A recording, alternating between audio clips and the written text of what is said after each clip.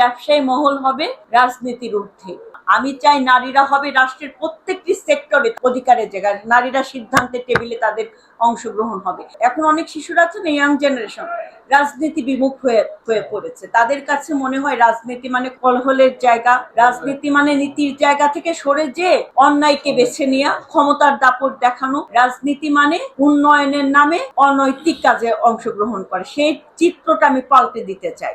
আমি চাই যে আমার কর্মের মাধ্যমে, আমার কাজের মাধ্যমে আগামী দিনের মেয়েরা স্বপ্ন দেখে যে আমরা কারো সিদ্ধান্তের উপর ডিপেন্ড না করে আমরাই সিদ্ধান্ত গ্রহণ করব, সিদ্ধান্তের টেবিলে বসে। হ্যাঁ, রাষ্ট্রের প্রত্যেকটা জায়গায় শিক্ষা, স্বাস্থ্য, প্রশাসন, স্থানীয় প্রশাসন যেগুলো আছে, স্থানীয় সরকার, প্রত্যেকটা জায়গায় নারীর অংশগ্রহণ, নারীর ক্ষমতায়ন এবং সমমর্যাদা, সম অধিকারের সাথে, সমমর্যাদার সাথে নারীরা নেতৃত্ব দেবে।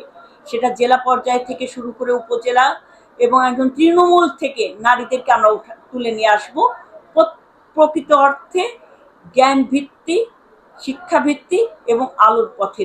আমি আমাদের প্রত্যেকটি শিক্ষা প্রতিষ্ঠানগুলোকে এমনভাবে তৈরি করতে চাই এই কেরানীগঞ্জে, যাতে আমাদের সন্তানরা নির্ভয়ে পথ চলতে পারে, ভয়মুক্ত জীবনযাপন করতে পারে এবং যুগোপযোগী শিক্ষার আলোয় নিজেকে প্রস্তুত করতে পারে, আগামীর বিশ্ব চ্যালেঞ্জ মোকাবেলা করতে পারে। সেইভাবে আমি প্রত্যেকটি শিক্ষা প্রতিষ্ঠানগুলোকে গুরুত্ব দেব। পাশাপাশি আমাদের যে সকল নারী উদ্যোক্তারা আছেন এই কেরানীগঞ্জে, আমি মনে করি তারা একটা অ্যাসেট। সেই অ্যাসেটগুলোকে আমাদেরকে ধারণ করতে হবে। সেই অ্যাসেটগুলো যেন আরও বেশি, তাদের আরও উদ্যোক্তা বাড়ে এবং তারা যেন আরেকটু নিজেকে সম্মানিত করে প্রশস্ত করতে পারে। সেই জায়গায় সরকারি যে সকল সহযোগিতা লাগে আমি সেই সহযোগিতা তাদের পাশে থেকে করব। আমাদের ব্যবসায়ী পল্লী, আপনারা জানেন গার্মেন্টস সেক্টর একটি বিশাল বড় জায়গা কেরানীগঞ্জের প্রাণ বুকে আছে।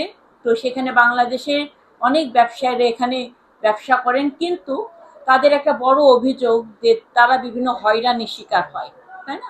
তারপরে আপনার ডাকাতির শিকার হচ্ছে, ছিনতাইয়ের শিকার হচ্ছে, বিভিন্ন ধরনের রাজনৈতিক প্রভাবের শিকার হচ্ছে। তো সেই জায়গায় ব্যবসায়ী মহল হবে রাজনীতির ঊর্ধ্বে। হ্যাঁ, সেখানে সকলের নিরাপত্তা নিশ্চিতকরণ থেকে শুরু করে সমস্যা থাকবে, আমরা সমস্যা চিহ্নিত করব এবং তাদের সাথে কথা বলে আমরা সমস্যা সমাধান করব। সেই সমস্যা সমাধান করতে গেলে যে কাউকে না কাউকে তো একটু ছাড় দিতেই হবে, তাই না? অনেক 17 বছরের অনিয়ম একদিনে তো হবে না, ধাপে ধাপে। তো প্রবীণ এবং নবীনের সমন্বয়ে আমরা সুন্দর কেরানীগঞ্জ গড়ে তুলবো, এটাই আমি প্রত্যাশা করি। পারবো আমরা।